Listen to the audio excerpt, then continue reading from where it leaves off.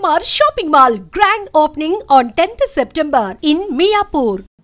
కొత్త న్యూస్ 2 రోజుల ముందు వచ్చింది న్యూయార్క్ టైమ్స్లో. చదివాను మొత్తం ఆర్టికల్. అది దాంట్లో ఏం చెప్పానంటే ఈ 50% రష్యా ఆయిల్కి సంబంధమే లేదు, చాలా క్లియర్గా చెప్పారు.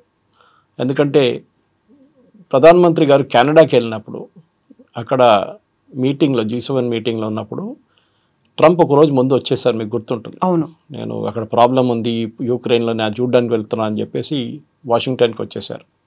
మోదీ గారు వచ్చాకన్నా ముందు ఏం చేశారు అక్కడ వచ్చిన తర్వాత one of the meetings Asim మునీని పిలిపించారు పాకిస్తాన్ నుంచి. భోజనం పెడతాను నిన్ను అని చెప్పి పిలిపించారు అక్కడికి. మోదీ గారు ఆ ట్రిప్ కంప్లీట్ చేసి క్రొయేషియాకి వెళ్తున్నప్పుడు మోదీ గారికి ఫోన్ చేశారు. కెనడా నుంచి బయలుదేరుతున్న టైంలో యూఎస్కి వచ్చి ఒక ½ అన్ అవర్ ఇక్కడ ఉండి వెళ్ళండి అని చెప్పారు. వాషింగ్టన్ వచ్చి డిన్నర్ చేసి వెళ్ళండి. మోదీ గారు అన్నారు sorry I have to go to Croatia. అప్పుడు ట్రంప్ చెప్పారంట what is Croatia, such a small country, ఇంత చిన్న దేశం, ఇంత పెద్ద ఇంపార్టెన్స్ ఏమి ఇస్తున్నారు మీరని. తర్వాత తెలిసింది అక్కడున్న రేర్ ఎర్త్స్ ఉంది, దానికి అగ్రిమెంట్కి వెళ్ళారు మోదీ గారు అని చెప్పేసి. మోదీ గారు వెళ్ళలేదు. మోదీ గారికి అర్థమైపోయింది గేమ్ ఏంటనేది. ట్రంప్కి ఏం కావాలంటే అజీం మునీని అక్కడ ఉంచుకొని వైట్ హౌస్లో మోదీ గారు వచ్చినప్పుడు ఇద్దరిని ఒక రూమ్లో తీసుకొచ్చి షేక్ హ్యాండ్ చేసి నేనే చూడండి పాకిస్తాన్ ఇండియా యుద్ధం ఆపానని చూపాడు. మోదీ గారికి ఆ గేమ్ ముందే తెలిసిపోయింది. మోదీ గారు కావాలంటే వాషింగ్టన్కి వెళ్తుండే, అసీం మునీర్ అక్కడ లేకుంటే మోదీ గారు బహుశా వెళ్తుండే అప్పుడు, కానీ వెళ్ళలేదు. ఈ వెంట్ టు క్రొయేషియా. అది ట్రంప్కి చాలా కోపం వచ్చింది. ఎందుకంటే ఫస్ట్ టైం మనం చూస్తున్నాం నోబెల్ పీస్ ప్రైజ్కి యూజువలీ క్యాంపెయినింగ్ ఉండదు, ఎవరు క్యాంపెయిన్ చేయరు. ఎందుకంటే నార్వీజియన్ కమిటీ వాళ్ళు చాలా సీక్రెటివ్గా అనలైజ్ చేస్తారు, ఎవరు రన్నింగ్లో ఉన్నారు, ఎవరు లీడింగ్లో ఉన్నారు, ఏం చెప్పారు వాళ్ళు. కానీ ఫస్ట్ టైం చూస్తున్నట్టే వైట్ హౌస్లో ఉన్న అందరూ ఇంక్లూడింగ్ వాళ్ళ ప్రెస్ సెక్రటరీ కానివ్వండి, వాళ్ళ కామర్స్ సెక్రటరీ కానివ్వండి, వాళ్ళ ఫారెన్ అఫైర్స్ డీల్ చేస్తున్న అందరూ ట్రంప్కి నోబెల్ ప్రైజ్ అని రికమెండ్ చేసుకుంటూ పోతున్నారు. ఒక ఇంగ్లీష్ చెప్తారు ఇట్స్ ఎంబారస్మెంట్ అయిపోయింది. ఇప్పుడు ఏం చేయాలని అర్థం కావట్లేదు, ఎందుకంటే ఎవడు పట్టించుకోవట్లేదు. ఏ యుద్ధాన్ని ఆపారంటే ఏదో ఆఫ్రికాలో 2 దేశాలు కొట్టుకున్నారంట, వాళ్ళని ఆపారంట. ఇక్కడ అజర్బైజాన్ ఆర్మీనియా కొట్టుకున్నారంట, వాళ్ళని ఆపారంట. అది యుద్ధాలు కాదు, అది చిన్న చిన్న డిఫరెన్స్ ఒపీనియన్ ఉంది. పెద్ద యుద్ధం అయితే యుక్రెయిన్ రష్యా నడుస్తుంది, దాన్ని ఆపలేకపోతున్నారు. భారతదేశం పాకిస్తాన్ ఆపని చెప్తారు, మనం చెప్తాం మనం అసలు పట్టించుకోలేదు. యుఎస్ని అసలు ఎవరు మాట్లాడలేదు. యుఎస్ వైస్ ప్రెసిడెంట్ మాట్లాడు, మన ఫారిన్ సెక్రటరీతోని మోదీ గారితో మాట్లాడారు. ట్రంప్ అంటున్నారు నన్ను వీటిలో లేసి అంటారు. ఇప్పటిదాకా 27 సార్లు చెప్పారు నేనే ఆపాను అంటారు, కానీ ఒక ప్రూఫ్ లేదు, ఏం లేదు. ముందన్నారు మా వాళ్ళు మాట్లాడారన్నారు, నిన్న మొన్న అంటున్నారు నేనే మాట్లాడాను అంటున్నారు. యూజువలీ ఒక ప్రెసిడెంట్ అండ్ ప్రైమ్ మినిస్టర్ మాట్లాడినప్పుడు ప్రెసిడెంట్ మాట్లాడినప్పుడు రీడ్ అవుట్ అని ఒకటి కాన్సెప్ట్ ఉంటుంది. అంటే కాల్ రికార్డ్ చేస్తారు, మొత్తం 2 సైడ్లు చేస్తారు, వాళ్ళు చేస్తారు వీళ్ళు చేస్తారు. ద ఐడియా ఏంటంటే మీడియాకి ఒక ప్రెస్ నోట్ లాగా ఇవ్వడానికి వాళ్ళకి ఒక రీడ్ అవుట్ కావాల్సి వస్తుంది. బహుశా మొత్తం మాట్లాడిన యూజువలీ మీడియాకి ఇవ్వరు. మేజర్ పోర్షన్స్ ఎడిట్ చేసి వాయిస్ కాకుండా టెక్స్ట్ బేస్లో మీడియాకి రిలీజ్ చేస్తారు. ఇది మాట్లాడారు ట్రంప్ మోదీ, వాళ్ళు ఇది అగ్రీ చేశారు, ఇది డిసగ్రీ చేశారు, ఇది చేద్దామని చెప్పారు, అక్కడికి ఇదన్నీ అన్ని మొత్తం ఒక పారాగ్రాఫ్, ఒక 5-10 పారాగ్రాఫ్ తయారు చేసి బుల్లెట్ పాయింట్స్ లాగా ఈవెన్ పారాగ్రాఫ్ లాగా చేసి ఇచ్చేస్తారు మీడియాకి. ఈసారి ఇది జరగలేదు, ఎందుకంటే మోదీ గారు కాలే చేయలేదు ట్రంప్. వ్యాన్స్ కాల్ చేశారు, అదే రికార్డులో ఉంది, దాంది రీడౌట్ వచ్చేస్తుంది. దాంట్లో క్లియర్గా చెప్పారు పాకిస్తాన్ గురించి అసలు మాట్లాడలేదు, పాకిస్తాన్ గురించి ఆఫర్ కూడా చేయలేదు, వాళ్ళు ఏం చేయలేదు. కానీ ట్రంప్కి ఏంటంటే ఈ భారతదేశం పాకిస్తాన్ యుద్ధం నేను ఆపాను, ఒక న్యూక్లియర్ వార్ నేను ఆపాను, దాంతోపాటు నేను ట్రేడ్ డీల్ కూడా అగ్రీ చేసుకున్నాను వాళ్ళతో అని చెప్పానండి. ఇప్పుడు ట్రేడ్ డీల్ ఏమైందండి? ఇప్పుడు ట్రేడ్ డీలే లేదు. ఇప్పుడు పాకిస్తాన్ ఇంత ఎక్సైటెడ్ ఎందుకు అయిపోతున్నారు, యూఎస్ పాకిస్తాన్ వైపు ఎందుకు వెళ్తున్నారంటే, ఒకటి మనందరూ చూడు ట్రంప్ వాళ్ళ ప్రైవేట్ ఫ్యామిలీకి ఒక బిట్కాయిన్ కంపెనీ ఉంది ఒకటి, ట్రంప్ వాళ్ళ కొడుకు దాంట్లో డైరెక్టర్. ఆ కంపెనీ పాకిస్తాన్కి వచ్చి ఇన్వెస్ట్ చేశారు. పాకిస్తాన్లో ఉన్న కొన్ని ఆర్గనైజేషన్ దాంట్లో ఇన్వెస్ట్ చేశారు. అది లండన్ బేస్డ్ కంపెనీస్. ఈ లండన్ బేస్డ్ పాకిస్తానీ కంపెనీస్ అంతా పాకిస్తాన్లో ఉన్న ఆర్మీ జనరల్స్, అక్కడ ఉన్న arm forces, navy, air force, కానీ అక్కడ ఆర్మీ అన్నిటికంటే పవర్ఫుల్. ఆర్మ్ ఫోర్సెస్లో ఇల్లీగల్గా సంపాదించిన డబ్బులు లండన్లో తీసుకెళ్ళి పెడతారు వీళ్ళు. అది అన్నారు స్టార్టింగ్ యాయ్యా ఖాన్ నుంచి పర్వేజ్ ముషరఫ్ దాకా అదే పనిచేశారు, జియాउल हक అందరూ. ఆ డబ్బులతోని వీళ్ళు అక్కడ అపార్ట్మెంట్లు కొనుక్కుంటారు, ల్యాండ్ కొనుక్కుంటారు, రియల్ ఎస్టేట్ కొనుక్కుంటారు, యూరోప్లో విల్లాలు కొనుక్కుంటారు ఈ పాకిస్తానీ జనరల్స్. దాంతోపాటు ఇట్లా ఇన్వెస్ట్మెంట్ కూడా చేస్తారు, ఒక అక్కడెక్కడ షేర్లు కొనుక్కుంటారని. డబ్బులు పెట్టుకొని ఈ యుఎస్ కంపెనీలో పాకిస్తానీ జనరల్స్, ఇప్పుడున్న అసీం మునీర్ వాళ్ళ ఫ్యామిలీ కానీ మిగతా వాళ్ళు అందరు కలిసి ఇన్వెస్ట్ చేశారు. కానీ దానికి ఒక ఫ్రంట్ కంపెనీ పెట్టారు, ఏదో పేరు పెట్టేసి సివిలియన్ కంపెనీ లాగా పేరు పెట్టేశారు దానికి. అది చాలా ఎక్సైటెడ్ అయిపోయారు ట్రంప్, ఎందుకంటే ఆయనకి చాలా మంచి డబ్బులు వచ్చేసినాయి సడన్గా ఫ్రీగా.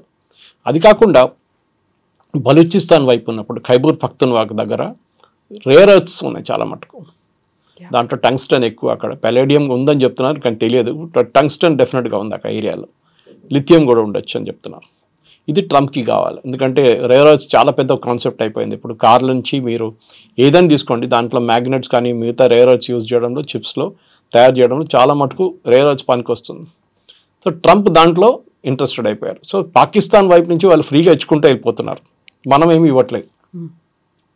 ట్రేడ్ టాక్స్ మొదలు పెట్టాం. ట్రేడ్ టాక్స్ ఏమన్నారు వాళ్ళు, మన వైపు నుంచి మనం దీనికన్నా ముందు కూడా మాట్లాడాం మీతో, దట్ మా దగ్గర నుంచి మీరు ఫ్రూట్స్ అండ్ వెజిటబుల్స్ కొనుక్కోవాలని చెప్పి మనం ఓకే అని చెప్పాం.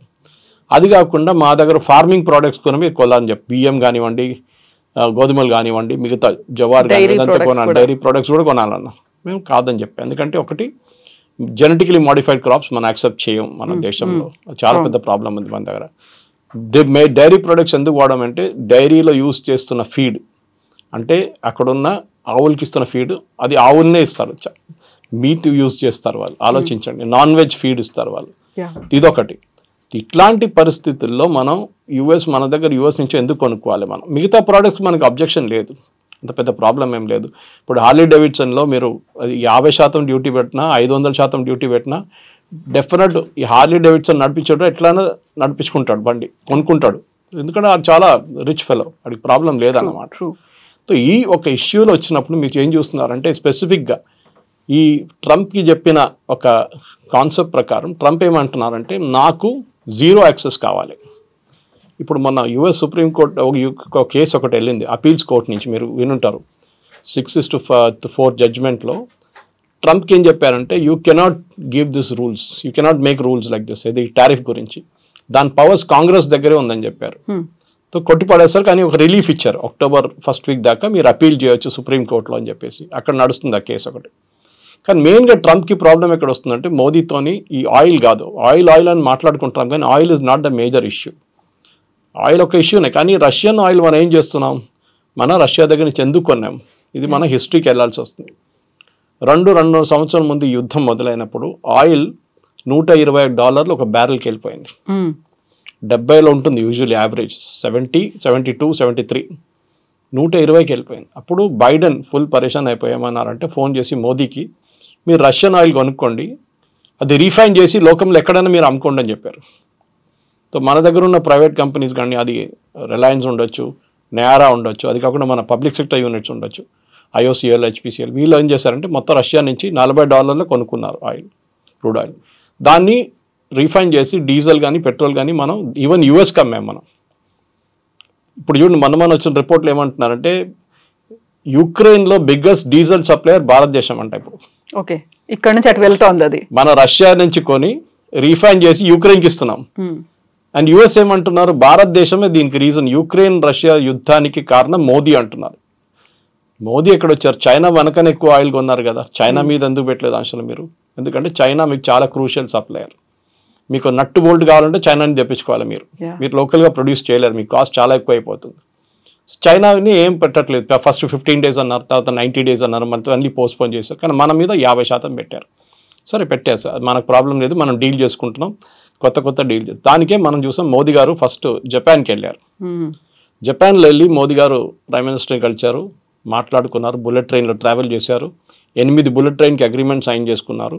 మన వైపు నుంచి అక్కడికి వెళ్ళే ప్రోడక్ట్స్, అక్కడి నుంచి ఇక్కడికి వచ్చే ప్రోడక్ట్స్, ఈవెన్ జపాన్కి వెళ్ళే ముందు మారుతి EV వెహికల్స్ రోల్అవుట్ చేశారు ఇక్కడి నుంచి, made in India, make for the world అని చెప్పేసి కాన్సెప్ట్ మీద. సో భారతదేశం కొత్త మార్కెట్స్ యాక్సెస్ చేయబోతున్నారు, ఆల్రెడీ స్టార్ట్ అయిపోయింది ప్రాసెస్ అది. సో అక్కడే ట్రంప్కి పెద్ద ప్రాబ్లం వస్తుంది. ట్రంప్ ఏమనుకున్నారంటే, మెక్సికో లాగానో కెనడా లాగానో కొంచెం స్క్వీజ్ చేస్తే భారతదేశం ఏడుస్తుంది, సరెండర్ అయిపోతారు. కానీ ఇప్పుడు చూస్తున్నాం మనం, మోదీ గారు అసలు పట్టించుకోవట్లేదు. సో ఇలాంటి కండిషన్లోనే అసలు మోదీ పట్టించుకోవట్లేదని తెలిసిన తర్వాత అక్కడ ఒక క్రై అనేది వినిపిస్తోంది, ఒక భిన్నమైనటువంటి వాదనలు ఉన్నాయి. అయ్యో అనేటువంటి భావనతో పాటుగా ఎలా అయినా మళ్ళీ భారత్ మా కాళ్ళ దగ్గరికి వస్తుంది అనేటువంటి ఒక భావన ముందు కనిపించింది, కానీ అది మెల్లిమెల్లిగా డైల్యూట్ అయిపోయినట్టుంది కదా. చైనాలో జరిగిన యుఎస్ ప్రెసిడెంట్ అడ్వైజర్ ఒకరు ఉన్నారు, నవారో అని చెప్పి, Peter నవారో. He is actually an agent is official diplomat కాదు, ఆయన అఫీషియల్ ఫైనాన్స్ పర్సన్ కూడా కాదు. ట్రంప్ వాళ్ళ ఏజెంట్ ఆయన అపార్ట్మెంట్లు అమ్ముతుండే, రియల్ ఎస్టేట్ అమ్ముతుండే. ట్రంప్కి వచ్చిన అడ్వైజర్గా తీసుకొచ్చారు ఆయన్ని. నెగోషియేటింగ్ చాలా బాగా చేస్తాడు కదా రియల్ ఎస్టేట్లో, మనం దీంట్లో పెట్టుకుందాం అని చెప్పి. మొన్న ఒక స్టేట్మెంట్ చూశారు, Brahmins are making money out of selling Russian oil అని చెప్పి. అది యూజువలీ వీళ్ళు బాస్టన్ బ్రాహ్మిన్స్ అని యూజ్ చేస్తారు. కానీ మన దాంట్లో అది ఎంత థింగ్ గాట్ బ్యాక్ ఫైర్డ్. ఎందుకంటే ఇదే కాన్సెప్ట్ రాహుల్ గాంధీ యూజ్ చేస్తున్నారు. బ్రాహ్మిన్స్ అన్ని ఉద్యోగాలు తీసుకెళ్ళిపోతున్నారు, బ్రాహ్మిన్స్ ఆర్ డబ్బులు అని. మనకు తెలుసు బ్రాహ్మిన్స్ రియల్ ఎస్టేట్ మన అందరికి తెలుసు. ఓకే, వాళ్ళు ఏ పరిస్థితిలో ఉన్నారు మన అందరికి తెలుసు. నేను ఇవాళ ఒక విద్యాశ్రమంకి వెళ్ళి వచ్చాను, చూశాను నేను అక్కడ వేద పాఠశాలలో. వాళ్ళ పరిస్థితి చాలా దారుణం ఉంది వాళ్ళది. వాళ్ళని ఇప్పుడే మనం కొంచెం ఎంకరేజ్ చేసి పైకి తీసుకుంది. వాళ్ళ ట్రెడిషనల్ ట్రేడ్ వాళ్ళ గుడిలో ఉంటుంది అంతే. వాళ్ళు దానికన్నా ఎక్కువ వాళ్ళు బయటికి రారు. సరే, ఎప్పుడో జరిగింది, ఏదో అత్యాచారం జరిగిందని చెప్తున్నారు, కానీ ఈ బ్రాహ్మిన్స్ ఎందుకు తీసుకొచ్చారో అర్థం కావట్లేదు. Anyway that issue got back fired completely. ఇప్పుడు ఏం చేయాలని వాళ్ళకి అర్థం కావట్లేదు మీరు చెప్పినట్లు. ఇప్పుడు అదే పరిస్థితిలో ఫస్ట్ జపాన్కి వెళ్ళారు మోదీ గారు. ఈ అగ్రిమెంట్స్ అన్ని సైన్ చేశారు, 8 అగ్రిమెంట్స్ సైన్ చేశారు, చాలా సాలిడ్ అగ్రిమెంట్స్. అది కూడా ఇప్పటి నుంచి 5 సంవత్సరాల లోపల ఫినిష్ అయ్యే ప్రాజెక్ట్స్ అన్ని చేసుకున్నారన్నమాట.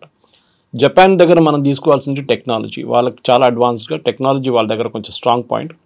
లాస్ట్ ఒక 10 సంవత్సరాలు ఆ టెక్నాలజీ కొంచెం చల్లబడిపోయింది వాళ్ళది. బికాస్ వాళ్ళది వాజ్ మేజర్ ఎక్స్పోర్ట్, ఎలక్ట్రానిక్స్ వాళ్ళది మేజర్ ఉండే. ఒక టైంలో మన సోనీ అనే బ్రాండ్ విధంగానే మనం కన్ను మూసుకొని కొనేస్తుండే. కానీ ఇప్పుడు మార్కెట్లో చాలా మటుకు మిగతా బ్రాండ్స్ కూడా వచ్చేసినాయి. కొరియా నుంచి బ్రాండ్స్ ఉన్నాయి, చైనా నుంచి ఉన్న బ్రాండ్స్ ఉన్నాయి, చాలా మటుకు బ్రాండ్స్ వచ్చేసినాయి. సరే, సోనీ ఇప్పుడు కూడా ఉంది, quality wise it's considered number 1. Japanese cars కూడా అంతే. మన దగ్గర ఒరిజినల్ మారుతి స్టార్ట్ అయినప్పుడు సుజుకి పార్ట్నర్ ఉండే, ఇప్పుడు నా సుజుకి ఎంటైర్ కంపెనీ వాళ్ళు కొనుక్కున్నారు. సో జాపనీస్ దగ్గర నుంచి మనకు టెక్నాలజీ వస్తుంది. మన వైపు నుంచి జపాన్కి వెళ్ళేది ఫార్మస్యూటికల్ కానీ మిగతా ప్రోడక్ట్స్ కానీ. జపాన్లో తయారు చేయలేని ప్రోడక్ట్స్ మనం ఇక్కడ తయారు చేసి పంపిస్తాం, స్పెషల్లీ చిన్న చిన్న మిషనరీ పార్ట్స్ కూడా. ఒక టైఅప్ కూడా చేసుకుంటే మనకు చాలా బాగుంటుంది. మన మ్యానుఫ్యాక్చరింగ్ యూనిట్స్కి చాలా ఒక లెగప్ అంటారు ఇంగ్లీష్లో, అది వచ్చేస్తుంది. నెక్స్ట్ మోదీ గారు వెళ్ళింది షాంఘై కోఆపరేషన్ ఆర్గనైజేషన్ మీటింగ్కి. అక్కడే ఏం జరిగింది, జీ జింగ్పింగ్ కానివ్వండి, పుటిన్ కానివ్వండి, మోదీ గారు, ఈ ముగ్గురు ఫొటోస్ మీరు చూసుంటారు. బాడీ లాంగ్వేజ్, ఎందుకంటే ఇది పెద్ద ఇండస్ట్రీ కవిత గారు. ఈ బాడీ లాంగ్వేజ్ రీడ్ చేయడం యూఎస్లో దే పేడ్ వెరీ వెల్. మీరు నేను మాట్లాడుకొని సౌండ్ మ్యూట్ చేసేస్తే మనం ఏం మాట్లాడమని చెప్పి ఒక మూడో మనిషి చెప్పొచ్చు. లిప్ రీడింగ్ అంటారు వాళ్ళు, దాన్ని మైండ్ రీడింగ్ అంటారు, అన్నీ చేస్తారు వాళ్ళు. What are they speaking about అనేది. సో ట్రంప్ కానివ్వండి, చాలామంది అడిగారు మోదీ గారు, పుటిన్, జీ జింగ్పిన్ ఏ లాంగ్వేజ్లో మాట్లాడారని అడిగారు. వాళ్ళు పక్కనే ట్రాన్స్లేటర్స్ ఉంటారు, వాళ్ళు ఇయర్ షాట్లో ఉంటారు. అంటే ఫోటో ఫ్రేమ్ కన్నా కొంచెం బయట నిలబడతారు కావాలని చెప్పి వాళ్ళు అట్లానే ట్రైన్ చేశారు వాళ్ళని. అది కాకుండా ఇంకో చాలా ఇంపార్టెంట్ ఫోటో మనం చూసాం. పుటిన్ అండ్ మోదీ, పుటిన్ కార్లో ట్రావెల్ చేస్తున్నారు. ఇట్స్ న్యూక్లియర్ ప్రూఫ్ కార్ అది. దాని మీద మీరు న్యూక్లియర్ బాంబ్ వేస్తే కూడా ఏం కాదు ఆ కార్కి. అట్లాంటి ప్రోడక్ట్, ఎందుకంటే బాంబ్ ప్రూఫ్ అంటే అందరు తయారు చేస్తారు. ఇప్పుడు మన దగ్గర తెలంగాణలో ఉంది బాంబ్ ప్రూఫ్ కార్లు, but that is a nuclear కానీ even bio hazard it can handle అన్నమాట. బయోవార్ జరిగితే కూడా ద కార్కి ఇంపాక్ట్ ఉండదు. మోదీ కోసం ఫస్ట్ మనం చూసే ఒఫీషియల్ న్యూస్ ఇది, మనం పర్సనల్ చెప్పట్లేదు, ఏదో బీజేపీ వాళ్ళు చెప్పారు, ఆర్ఎస్ఎస్ వాళ్ళు చెప్పలేదు. కానీ పుటిన్ 10 నిమిషాలు మోదీ గారి కోసం వెయిట్ చేశారంట. కొంచెం లేట్ అయిపోయింది మోదీ గారు రావడానికి హోటల్ నుంచి. దాని తర్వాత వాళ్ళిద్దరు కార్లు వెళ్ళిన తర్వాత వెన్యూకి చేరుకున్నప్పుడు కూడా, ఎస్సీఓ వెన్యూకి చేరుకున్నప్పుడు కూడా మళ్ళీ 15 నిమిషాలు కార్ లోపల కూర్చొని మాట్లాడారంట. అఫ్కోర్స్ ట్రాన్స్లేటర్స్ ఉంటారు కార్లో, వాళ్ళకని కాన్ఫిడెన్షియల్ ఉంటుంది, భయం మాట్లాడే మనకేం తెలియదు. సో ఆబ్వియస్లీ ఆ బాడీ లాంగ్వేజ్ పుటిన్ కానీ మోదీ కానీ, అదే టైంలో జీ జింగ్పిన్ అండ్ మోదీ, వీళ్ళు ముగ్గురు ఒక ఆల్టర్నేటివ్ ఫ్రంట్ ఫామ్ చేస్తున్నారు. యుఎస్ చేస్తున్న బ్లాక్మెయిల్ వాళ్ళిద్దరు కూడా ఇంపాక్ట్ అయింది. రష్యాకి ఇంపాక్ట్ అయింది ఎప్పటి నుంచో, చైనాకు కూడా ఇంపాక్ట్ అవుతుంది ఇప్పుడు. సో ఇప్పుడు ట్రంప్ని ఒక లెసన్ నేర్పియాలని చెప్పి వీళ్ళు డిసైడ్ చేసుకున్నారు.